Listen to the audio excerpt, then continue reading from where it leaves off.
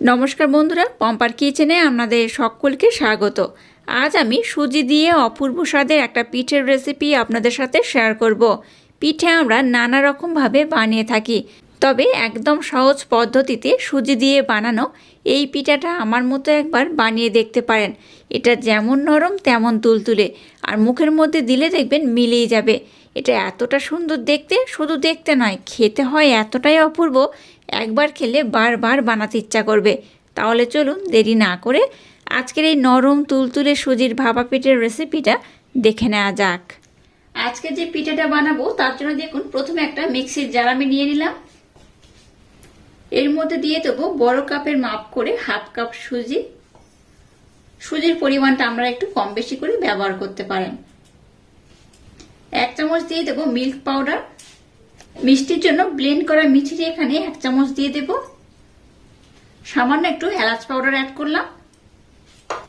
এবার এই সমস্ত উপকরণ খুব ভালোভাবে আমি ব্লেন্ড করে নেব।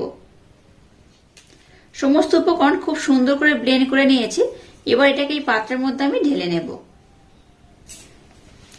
সুজিটাকে যখন ব্লেন্ড করবেন হাতের মধ্যে নিয়ে দেখবেন অনেকটাই কিন্তু মিহি হয়ে যাবে।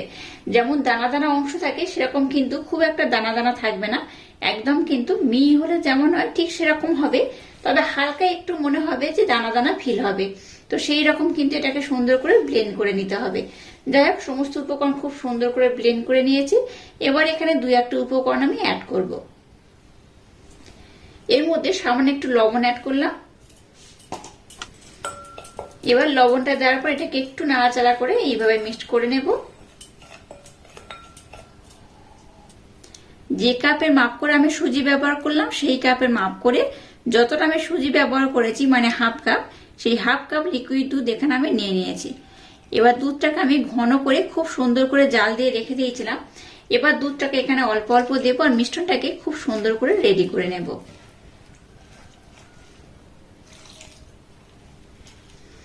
কতটা দুধের প্রয়োজন আমি আপনাদের দেখিয়ে দেব।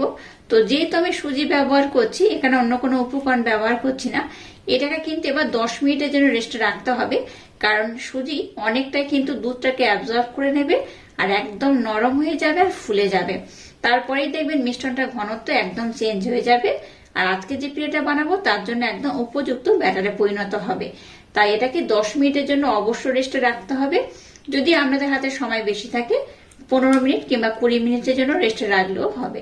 তো সুজিটাকে একটু ভালোভাবে কিন্তু ফুলতে দিতে হবে, তাতে করে পিঠের রেজাল্টটা পারফেক্ট হবে। তো 10 থেকে 15 মিনিট সময় দিয়ে এটাকে আমি রেস্টে ততক্ষণ রেখে দেব। আর ততক্ষণ একটা পুরের দরকার, পুরটাকে আমি বানিয়ে নেব। তো আমি ততক্ষণে পুরটা বানিয়ে নেব আর 10 মিনিট পর আমি আপনাদের দেখাবো এই মিশ্রণটা কেমন হবে আর কেমন হলে আজকের এই পিঠাটা একদম পারফেক্ট হবে। এবার আমি নারকেলের পুরটা বানিয়ে নেব। তার জন্য দেখুন এখানে 1 বাটি আমি নারকেল কুড়ানো নিয়ে নিয়েছি, সেটাকে দিয়ে দিলাম। গ্যাসের ফ্লেমটাকে লো রেখে প্রথমে এই নারকেল কুড়ানোটাকে একটু নাড়াচাড়া করে ভেজে নেব। গ্যাসের ফ্লেমটাকে একদম হাই দেবেন না, লো করে একটু নাড়াচাড়া করে নিতে হবে। দিয়ে দেবো সামান্য একটু এলাচ পাউডার, আবার একটু নাড়াচাড়া করে নেব। তো একটা ছোট সাইজের নারকেলের জন্য এখানে আমি 100 গ্রাম আখের গুড় ব্যবহার করব। আপনারা চাইলে একটু কম বেশি করে ব্যবহার করতে পারেন। গ্যাসের ফ্লেমটাকে একদম লো রেখে এবার এটাকে একটু ভালোভাবে নাড়াচাড়া করে নেব। অটোমেটিক দেখবেন এই গুড়টা কিন্তু মেল্ট হয়ে যাবে।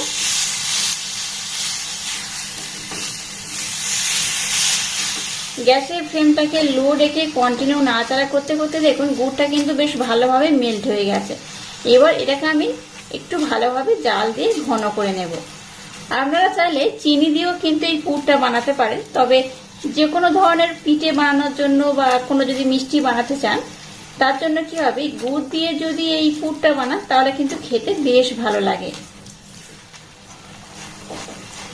গ্যাসের ফ্লেমটাকে একদম লো করে দেখুন পুরটাকে আমি রেডি করে নিয়েছি। কত সুন্দর দেখতে হয়েছে দেখুন। এটা তো দেখতে সুন্দর লাগছে, খেতেও কিন্তু অসম্ভব মজাদার হয়। এই পুরটাকে আমি কিন্তু আর বেশি ঘন করব না, কারণ এটা যখন ঠান্ডা হবে তখন কিন্তু আর একটু ঘন হয়ে যাবে। এই পর্যায়ে গ্যাসটাকে বন্ধ করে দেব আর পুরটাকে একটু হালকা আমি ঠান্ডা করে নেব। পুরটাকে আমি বানিয়ে নিয়েছি আর পুরটা বানানোর পর 10 মিনিট পর আবার ফিরে এলাম। দেখুন ঘনত্বটা কেমন হয়েছে, আগে থেকে কিন্তু আরেকটু ঘন হয়ে গেছে। তো এতটা ঘন হলে হবে না, এখানে আরেকটু দুধের প্রয়োজন, আর একটু দুধ আমি ব্যবহার করব। তো তার আগে এখানে আমি 2-1টা উপকরণ অ্যাড করব। এবার এখানে ছোট্ট চামচের 3/1 হলে যেমন হয় ঠিক সেই রকম বেকিং পাউডার আমি অ্যাড করব। আর সামান্য একটু খাবার সোডা আমি অ্যাড করলাম বা বেকিং সোডা অ্যাড করলাম। 1 কাপ লিকুইড দুধ নিয়েছিলাম, সেই দুধটা এখানে আমি একদম সম্পূর্ণটা অ্যাড করে দিলাম। আবারও সমস্ত উপকরণ খুব সুন্দর করে আমি কিন্তু ব্লেন্ড করে নেব। এইভাবে হাত দিয়ে মেখে নিতে পারেন, ব্লেন্ডার দিয়েও ব্লেন্ড করতে পারেন, কিংবা এইভাবে একটা হাতার মাধ্যমেও কিন্তু ব্যাটার প্যাচুলার মাধ্যমে খুব সুন্দর করে এইভাবে মেখে নিলেও হবে। আর এই ঘনত্বটা কিন্তু খুব পাতলা করা যাবে না, আবার খুব ঘন রাখাও যাবে না, একটু মিডিয়াম করে বানাতে হবে, তাতে করে কিন্তু আজকের পিঠের রেজাল্টটা একদম পারফেক্ট হবে। আর ঘনত্বটা আমি দেখিয়ে দিচ্ছি, দেখুন এই দেখুন ঘনত্বটা কিন্তু এইরকমই হবে, খুব ঘন নয় আবার খুব পাতলা নয়। দেখে বুঝতে পারছেন ঘনত্বটা কেমন হয়েছে। এইভাবে ঘনত্ব রাখলে পিঠেটা একদম পারফেক্ট হবে। তো চলুন এবার আমি পিঠেটাকে বানিয়ে নেব। আর ব্যাটারের ঘনত্বটা অবশ্যই খেয়াল রাখবেন, একদম এইভাবে একটু চিটচিটে করে বা একটু ঘন করে কিন্তু এটাকে বানিয়ে নিতে হবে। এবার দেখুন এরকম একটা আপ্পাম প্যান আমি নিয়ে নিয়েছি। এর মধ্যে দেখুন একটা ব্রাশের মাধ্যমে একটু তেলের প্রলেপ আমি লাগিয়ে দেব। খুব বেশি তেলের ব্যবহার করার দরকার নেই, অল্প করে তেল এইভাবে ব্রাশের মাধ্যমে একটু লাগিয়ে দিলেই হবে। আপনাদের হাতের কাছে যদি এরকম আপ্পাম প্যান না থাকে তাহলে কিন্তু ছোট্ট ছোট্ট যে বাটি হয় না, বাটির মতো কিন্তু এই পিঠেটা আপনারা বানিয়ে নিতে পারবেন। এবার দেখুন ব্যাটারটাকে আমি নিয়ে নিয়েছি। এবার এখানে আমি দিয়ে দেব, খুব বেশি দেব না, অল্প অল্প করেই দেব, কারণ এটা কিন্তু যখন হয়ে যাবে ফুলে যাবে, তাই অল্প অল্প করে দিতে হবে।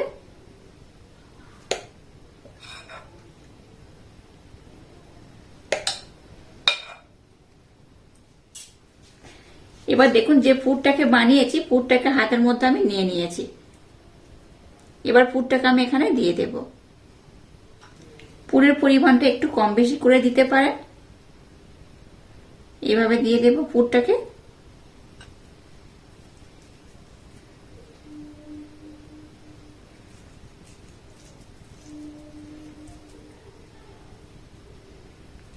এবার উপর থেকে আমি আরেকটু করে ব্যাটার দিয়ে দেবো অল্প করে, যাতে পুরটাকে আমি ঢাকা দিয়ে দিতে পারি।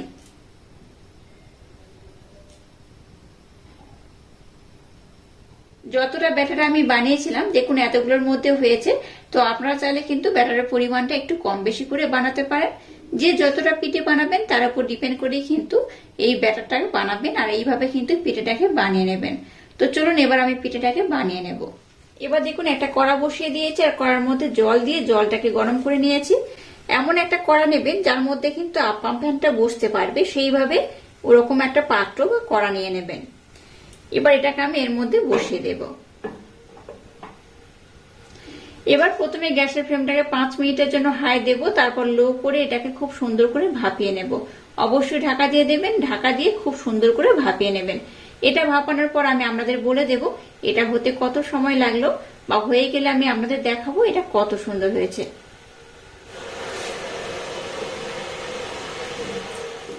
দেখুন এটাকে আমি 10 মিনিটের জন্য ভাপিয়ে নিয়েছি, আর কত সুন্দর হয়েছে দেখুন, আর কতটা ফুলে গেছে।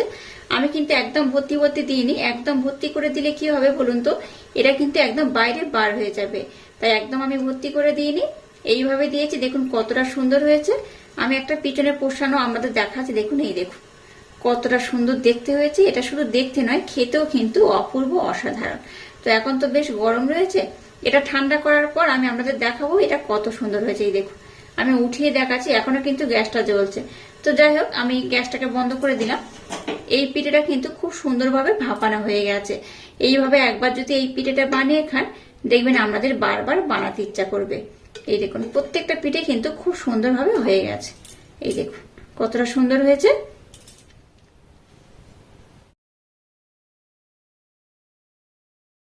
দেখুন সমস্ত পিঠেগুলোকে আমি খুব সুন্দর করে বানিয়ে নিয়েছি, আর কত সুন্দর হয়েছে দেখুন, কতটা নরম কতটা তুলতুলে। দেখেই বুঝতে পারছেন কতটা লোভনীয় দেখতে হয়েছে। এটা শুধু দেখতে নয়, খেতেও কিন্তু অপূর্ব অসাধারণ। এই দেখুন কতটা নরম কতটা তুলতুলে হয়েছে।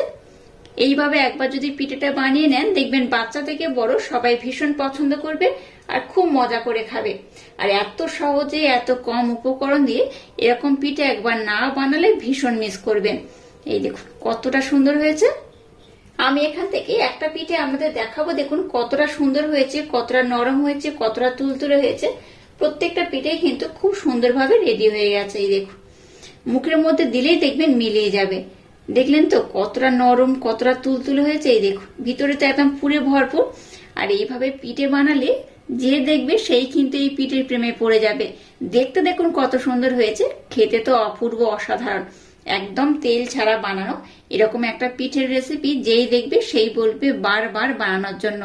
আর এটা খেতে এতটাই অপূর্ব হয়, একবার খেলে বারবার খেতেও ইচ্ছা করবে। যাকে বানিয়ে খাবেন সেই আপনাকে ভীষণ প্রশংসা করবে। আর আজকের এই অপূর্ব স্বাদের পিঠের রেসিপিটা যদি আপনাদের ভালো লাগে তাহলে চ্যানেলটাকে লাইক, শেয়ার, কমেন্ট এবং সাবস্ক্রাইব করবেন। আর পাশে থাকা বেল আইকনটা প্রেস করে দেবেন। তাহলে টাটা, আবার দেখা হচ্ছে নতুন কোনো রেসিপি নিয়ে।